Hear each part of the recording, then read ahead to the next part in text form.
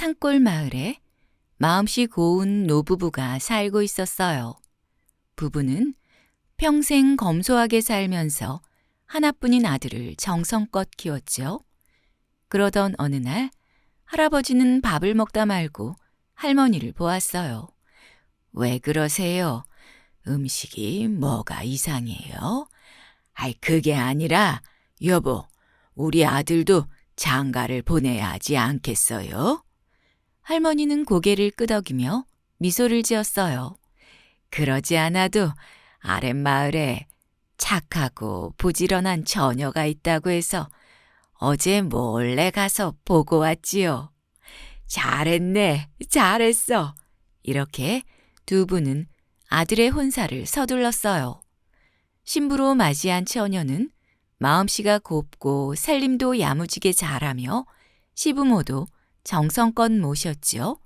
노부부는 아들 며느리와 함께 행복하게 살고 있었어요. 그런데 어느 날 장에 다녀오던 아들이 그만 계곡에서 발을 헛디뎌 목숨을 잃고 말았어요. 아이고, 아들아, 내 아들아. 노부부는 통곡했고 며느리는 그저 말없이 눈물만 흘렸어요. 혼례를 치른 지 얼마 되지 않아 하루아침에 과부가 된 며느리는 방에 틀어박혀 좀처럼 나오질 않았어요. 어느 날 밤 시아버지는 며느리 방 앞을 지나다가 흐느끼는 소리를 들었어요. 살며시 문틈으로 들여다보니 며느리가 죽은 남편의 옷을 꼭 끌어안고 울고 있는 게 아니겠어요? 죽은 내 아들도 불쌍하고 너도 불쌍하구나. 아이고. 시아버지는 깊은 한숨을 내쉬었어요. 아직 젊은 며느리가 평생을 홀로 살아야 한다는 생각을 하니 그것도 안타까운 일이었죠. 시아버지는 깊은 고민에 빠졌어요. 그러다 마을에 자주 드나드는 떠돌이 약장수가 떠올랐죠. 그래, 저 사람이라면 가진 건 없어도 심성 하나는 좋지. 다음 날 시아버지는 아내와 조심스럽게 이야기를 나누었어요. 할멈, 우리 며느리를 저렇게 혼자 두는 것은 옳은 일이 아닌 것 같아요. 그렇긴 하지만 개가를 시키면 동네에서 손가락질을 받을 텐데요. 하지만 시아버지의 마음은 이미 정해졌어요. 며칠 뒤 시아버지는 약장수를 불러 조용히 부탁했어요. 내 며느리를 데리고 먼 곳으로 떠나주게. 돈은 넉넉히 줄 테니 부디 저 아이를 잘 보살펴주게나. 약장수는 놀랐지만 이내 고개를 끄덕였어요. 그는 평생 떠돌이로 지내며 따뜻한 가정을 꿈꿔왔거든요. 그날 밤 시아버지는 며느리를 불렀어요. 이제라도 새 출발을 해야 하지 않겠느냐. 며느리는 시아버지의 말에 깜짝 놀라며 고개를 저었어요. 저는 여기서 부모님을 모시며 살고 싶어요. 떠나지 않겠어요. 하지만 시아버지는 단호했어요. 젊은 네가 평생 이 집에서 과부로 사는 것을 우리는 원치 않는구나. 떠나거라. 그것이 우리와 너를 위하는 길이야. 며느리는 눈물을 뚝뚝 흘리며 애원했어요. 저는 정말 가기 싫어요. 다음 날 날이 밝기도 전에 시아버지는 며느리에게 짐을 싸도록 했어요. 그리고 며느리가 마당에서 울고 있는 사이 약장수에게 그녀를 데리고 떠나도록 했죠. 그날부터 시아버지는 마을 사람들에게 며느리가 큰 병에 걸렸다고 소문을 냈어요. 그리고 약을 구하겠다며 이리저리 다녔죠. 마을 사람들은 그런 시아버지와 며느리를 안쓰럽게 생각했어요. 아이고, 불쌍해서 어떻게 해요? 그러게 말이에요. 그렇게 얼마가 지난 후 시아버지는 통곡하며 사람들을 불러 모았어요. 우리 며느리가 세상을 떠났소. 마을 사람들은 깜짝 놀랐지요. 어쩌면 좋아요? 염할 사람은 불렀나요? 아니요, 아니요. 내 손으로 직접 하겠소.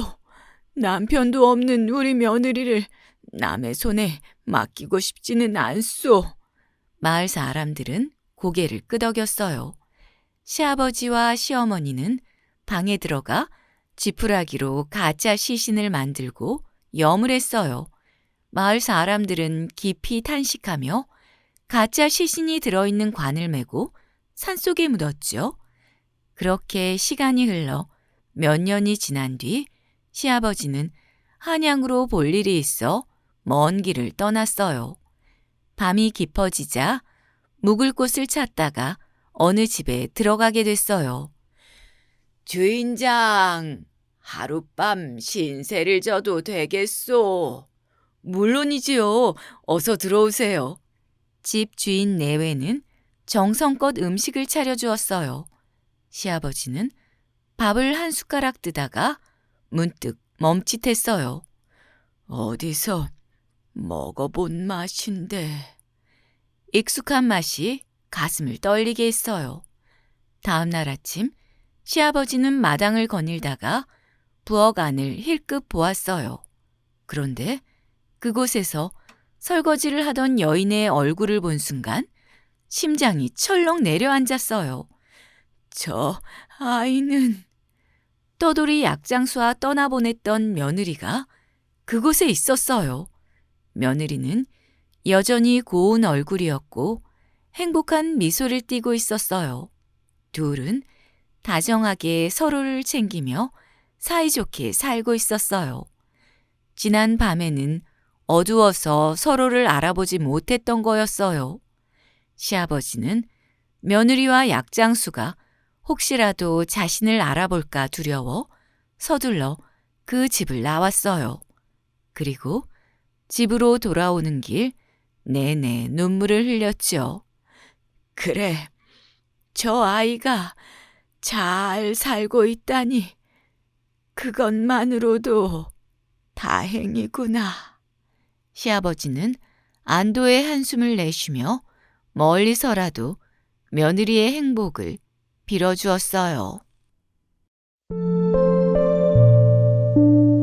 어부와 붉은 나비.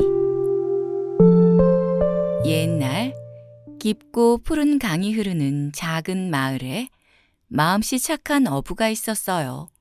어부는 어린 시절 부모님을 여의고 5살 위 누님과 서로를 의지하며 살아가고 있었죠. 어릴 적부터 물고기를 잡으며 자란 덕에 어부의 그물은 한 번 던지면 금세 펄떡이는 고기로 가득 차곤 했어요. 하지만 요즘 들어 강물에 고기가 줄었는지 고기가 잘 잡히지 않았어요. 어부는 한숨을 내쉬며 바구니를 내려놓았어요. 누님, 오늘은 고작 2마리밖에 못 잡았어요. 아휴.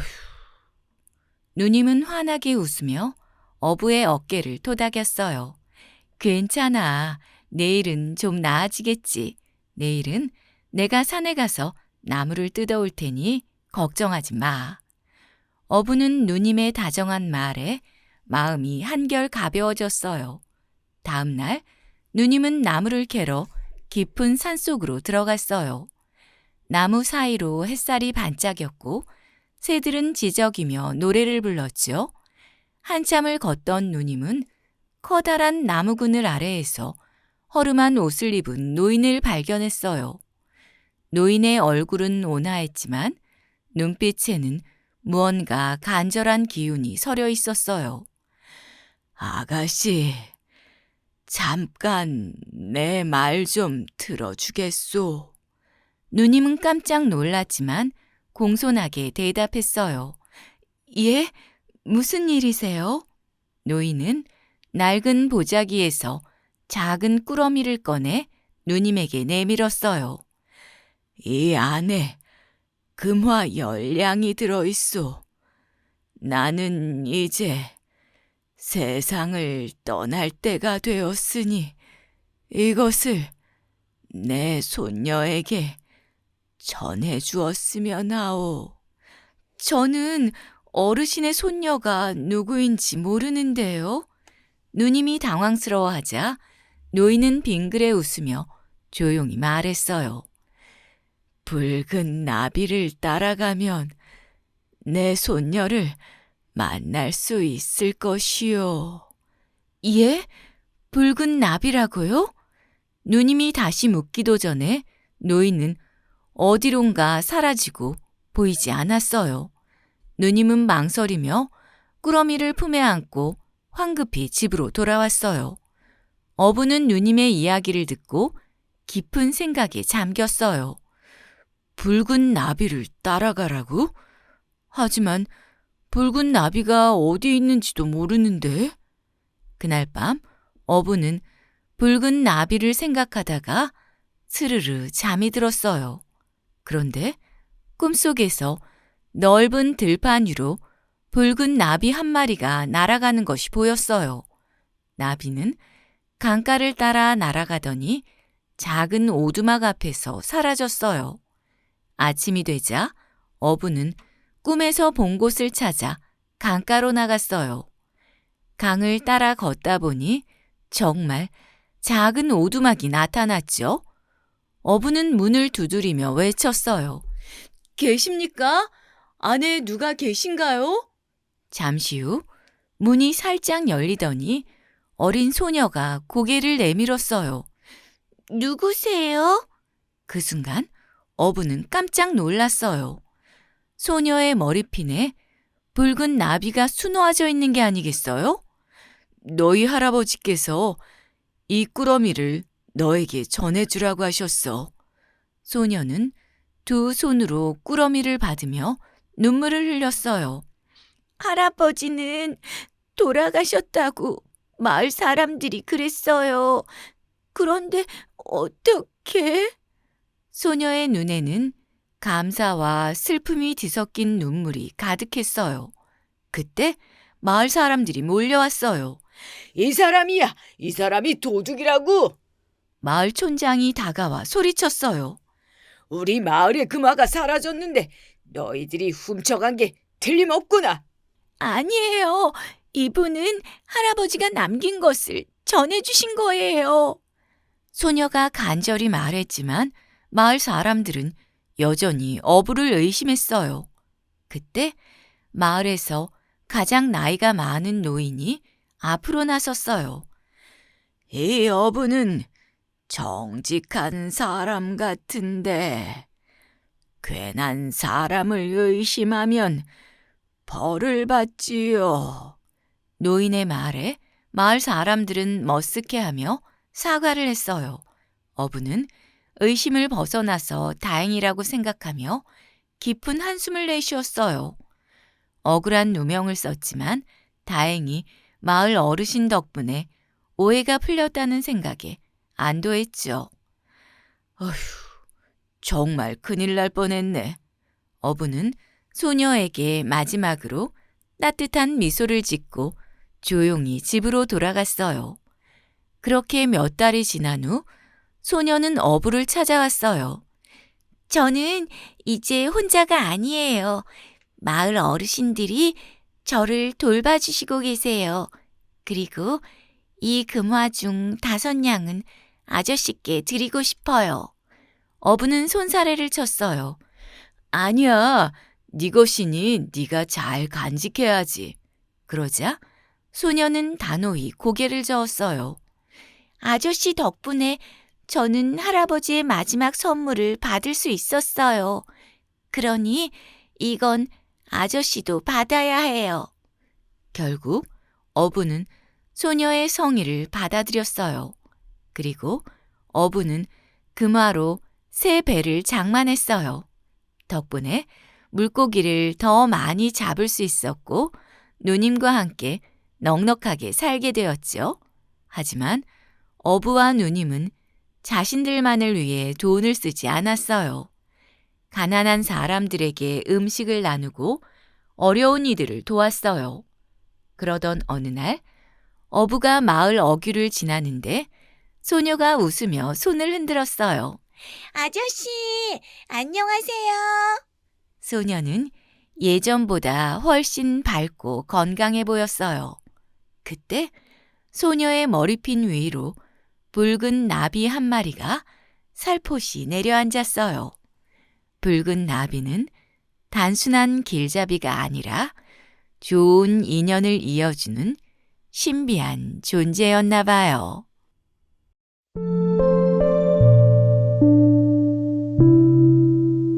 선비와 약속의 문서. 옛날 어느 마을에 마음씨 고운 선비가 살고 있었어요. 이 집안은 대대로 학문을 숭상하며 마을에서도 명망이 높았지요. 하지만 아버지가 세상을 떠난 뒤부터 가세가 기울어 이제는 끼니조차 걱정해야 할 형편이었어요. 어느 날 밤 선비는 등잔불 아래에서 깊은 한숨을 내쉬었어요. 내일 아침 어머니께 드릴 음식도 없는데 어찌하면 좋단 말인가. 자신이 굶는 건 견딜 수 있었지만 연로하신 어머니께 끼니조차 제대로 드릴 수 없다는 게 마음 아팠어요. 그때 방 안에서 어머니가 낡은 종이 뭉치를 들고 나오셨어요. 어머니, 그게 뭐예요? 어머니는 한참 동안 그것을 바라보았어요. 이건 네 아버지가 생전에 약속을 증명하는 문서란다. 선비는 문서를 조심스럽게 받아들였어요. 약속의 문서라니요? 어떤 약속인데요? 어머니는 조용히 고개를 끄덕이셨어요. 예전에 아버지가 이웃 마을의 한 가난한 농부에게 쌀과 곡식을 빌려주셨지. 그리고 돈을 받지 않고 훗날 형편이 나아지면 다른 어려운 사람을 도우라는 서약만 받으셨구나. 선비는 문서를 꼭 쥐었어요. 그렇다면 그 약속을 지키고 있는지 확인해야겠어요. 다음 날 선비는 먼 길을 걸어 농부가 사는 마을로 향했어요. 농부는 이제 커다란 논을 일구고 장사를 하며 풍족하게 살고 있었어요. 농부는 버선발로 뛰어나와 선비를 반겼어요. 날이 어찌된 일이십니까? 진작 저를 부르시지 그러셨어요. 저는 아버님께 받은 은혜를 잊지 않고 있습니다. 선비는 농부에게 문서를 건넸어요. 이것은 당신이 내 아버지와 맺은 약속을 증명하는 문서네. 자네는 그 약속을 지키며 살고 있었는가? 예, 예. 하지만 많이 부족했던 것 같습니다. 농부는 문서를 받아들고 눈물을 터뜨렸어요. 그리고 한사코 선비에게 돈자루를 내밀었어요. 나리, 제발 이 돈을 받아주세요. 아버님께 받은 은혜에 비하면 아무것도 아닙니다. 은혜를 조금이라도 갚을 수 있도록 해주십시오. 선비는 몇 번이고 거절했지만 농부의 간곡한 부탁에 결국 돈을 받아 나귀에 싣고 집으로 돌아가고 있었어요. 그런데 마을 어귀에 이르렀을 그때 멀리서 흐느끼며 우는 소리가 들리는 게 아니겠어요? 아버지, 그러지 마세요. 선비가 가까이 다가가 보니 강가에서 한 어부가 어린 아들을 붙잡고 울고 있었어요. 무슨 일이 있나요? 어부는 울먹이며 선비를 보았어요. 우리 마을에 큰 배가 좌초되어 수리비를 빌렸는데 제가 갚지를 못해 내일 벌을 받게 생겼어요. 차라리 제가 먼저 목숨을 끊겠다고 하니 이 아이가 자기가 대신 벌을 받겠다며 이러고 있습니다. 어부는 다시 강물로 뛰어들려 했어요. 선비는 깜짝 놀라 그의 팔을 붙잡았죠. 잠깐만요. 돈이 얼마나 필요합니까? 선비는 자신이 가지고 있던 돈자루를 열었어요. 이 돈을 받으세요. 내일 관가에 가서 빚을 갚고 배를 수리하세요. 어부와 그의 아들은 믿기지 않는다는 듯이 선비를 바라보았어요. 나리, 이 은혜를 어떻게 갚아야 합니까? 은혜를 갚을 필요는 없어요. 서로 돕고 사는 것이 사람의 도리 아니겠어요? 그렇게 선비는 다시 조용히 집으로 돌아갔어요. 선비는 여전히 가난하게 살았고 세월이 흘러 어머니께서는 세상을 떠나셨어요. 하지만 선비는 어머니를 모실 산소조차 마련할 돈이 없었어요. 선비는 산소 자리를 찾아 매일 산을 걸었죠. 그러던 어느 날 선비는 명당 자리를 발견했어요. 이곳이라면 어머니를 편히 모실 수 있겠는데? 하지만 그 땅의 주인을 찾아야 했기에 마을로 내려가 물어보았어요. 땅 주인의 집에는 젊은 남자가 살고 있었어요. 그는 바로 예전에 선비가 강가에서 도와준 어린 소년이었어요. 젊은 남자는 선비를 한참 바라보더니 깜짝 놀라 했어요. 선비님, 그때 저희에게 베풀어 주신 은혜를 이제야 갚을 수 있겠습니다. 그때 그의 아내가 방에서 나와 흐느끼며 큰절을 올렸어요. 이 선비님께서 저희를 구해주신 은인이시군요. 젊은 부부는 선비에게 산소 자리뿐 아니라 논과 밭, 집까지 모두 주겠다고 했어요. 아닙니다.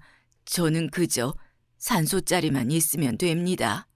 그러나 부부는 끝까지 선비에게 재산을 넘겼어요. 선비는 그들의 성의를 거절하지 못하고 받게 되었죠. 그리고 받은 문서는 새로운 약속을 증명하는 서약이 되었어요. 선비는 부부가 준 논과 밭에서 나오는 곡식들을 가난한 사람들에게 나누어 주었어요. 그렇게 선비는 어려운 이웃을 돕는데 힘쓰며 살았어요. 사람들은 선비의 선행을 칭송했고 선비의 이야기는 오랫동안 마을 사람들의 입에서 입으로 전해졌어요.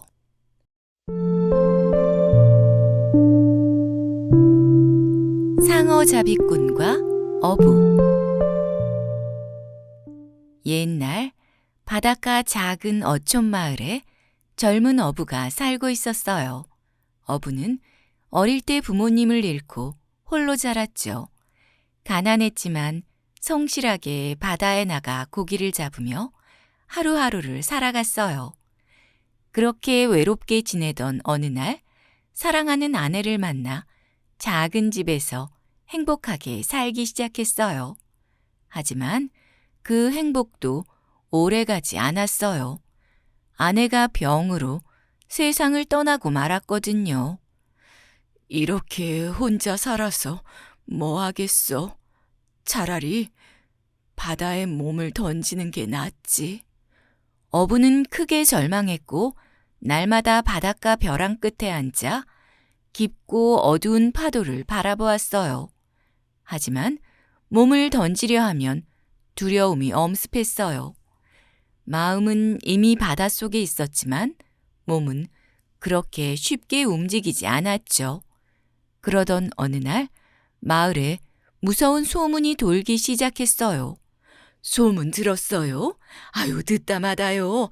밤마다 거대한 상어가 나타나 어부들을 바다로 끌고 간대요. 어부는 그 소문을 듣고 중얼거렸어요. 그래, 상어에게 먹히면 모든 것이 끝나겠지? 그날 밤 그는 작은 배를 타고 깊은 바다로 나갔어요. 하늘엔 구름이 가득했고 바다는 칠흑같이 어두웠어요. 어서 와라, 상어야. 나는 어서 죽고 싶구나. 어부는 노를 내려놓고 멍하니 파도를 바라보았어요. 그때 멀리서 거대한 그림자가 물살을 가르며 다가왔어요. 이제 곧 죽을 수 있겠구나. 어부는 눈을 감았어요. 하지만 거친 숨소리와 함께 들려온 것은 상어가 아니라 사람의 목소리였어요. 여보시오, 이런 밤바다에서 뭘 하고 계시오? 깜짝 놀란 어부가 눈을 떠보니 웬 사내가 배를 저어 다가오고 있었어요. 그 사내는 키가 크고 어깨가 떡 벌어진 강인한 인상의 상어잡이꾼이었어요. 그냥 바다를 보고 있소. 어부는 대충 둘러댔어요. 하지만 상어잡이꾼은 눈을 가늘게 뜨고 어부를 바라보았어요. 이곳은 위험하오. 거대한 상어가 나타난다는 소문을 듣지 못했소? 나는 상관없으니 그냥 돌아가시오. 어부의 대답에 상어잡이꾼은 갑자기 무릎을 꿇더니 어부를 향해 외쳤어요. 당신은 보통 사람이 아닌 것 같으니 저를 도와주십시오. 어부는 당황했어요. 도와달라니 무슨 말이오? 나는 이 마을에서 유명한 상어잡이꾼이요. 오늘 밤 상어를 잡아 관가에 바쳐야 하는데 혼자서는 어려울 것 같소. 내가 상어를 유인할 테니 당신이 그물로 마무리를 해주시오. 어부가 생각해보니 오히려 잘된 일인 것 같았어요.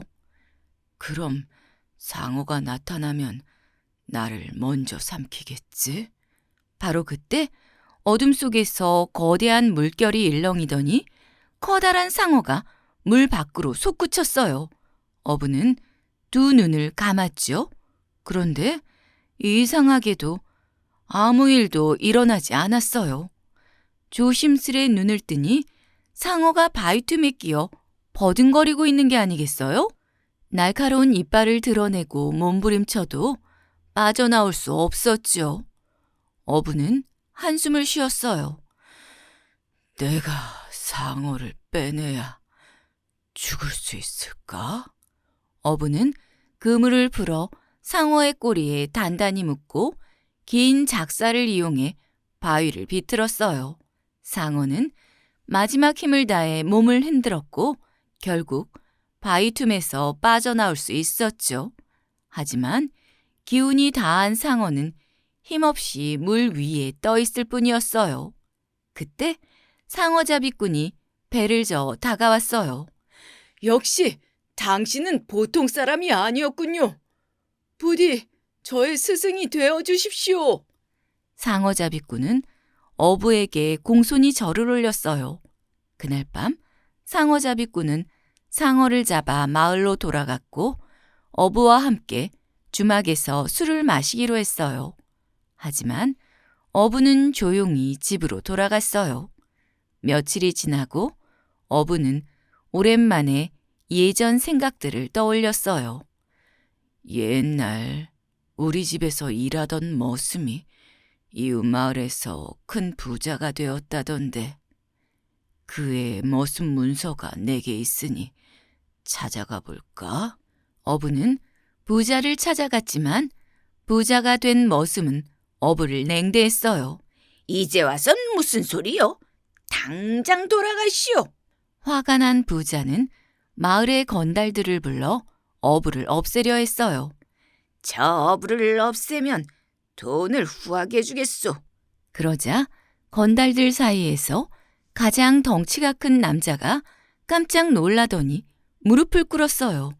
스승님, 이게 어찌 된 일이십니까? 그 남자는 바로 상어잡이꾼이었어요. 상어잡이꾼은 건달들을 쫓아내고 부자에게 찾아갔어요. 그리고 문서를 내밀며 보여주었어요. 당신이 예전의 주인을 함부로 대하다니 가만둘 수 없소. 마땅한 대가를 치르시오. 부자는 할 수 없이 많은 돈을 어부에게 건네주었어요. 상어잡이꾼은 어부에게 다시 절을 올렸어요. 이제 정말 저의 스승님이 되어주십시오. 어부는 상어잡이꾼을 보며 아무 말도 하지 않았어요. 그 후 상어잡이꾼은 어부를 스승처럼 모시며 따랐고 어부는 다시 죽을 생각을 하지 않게 되었어요.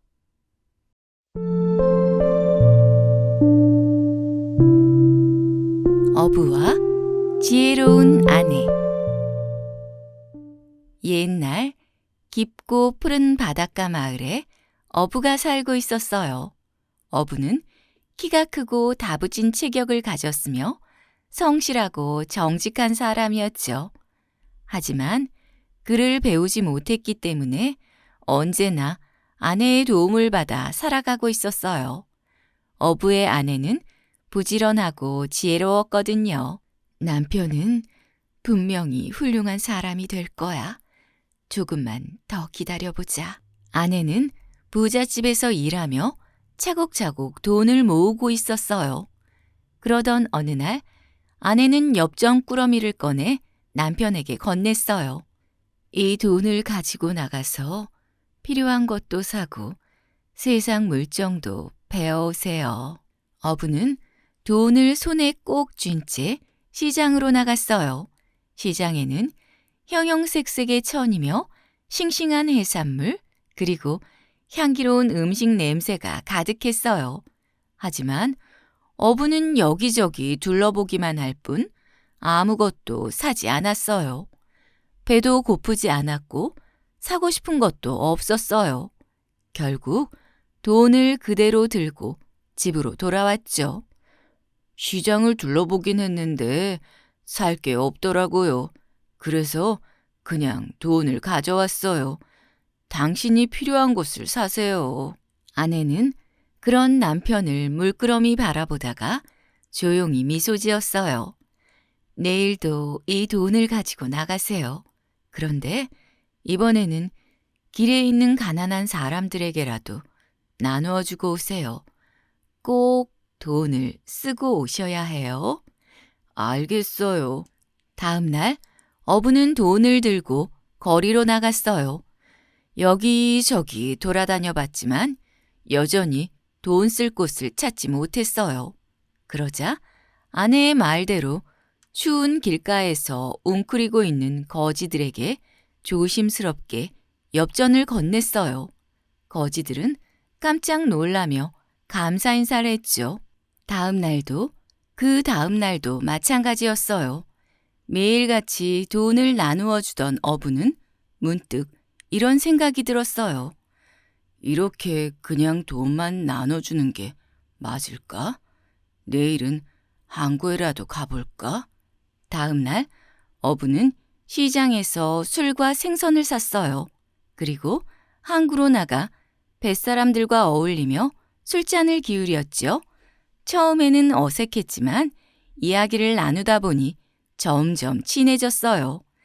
그들과 함께하는 시간이 즐거웠고 자연스레 뱃사람들의 경험과 지혜를 배우게 되었어요. 그리고 항구에서 여러 사람을 만나며 세상 물정을 익히기 시작했어요.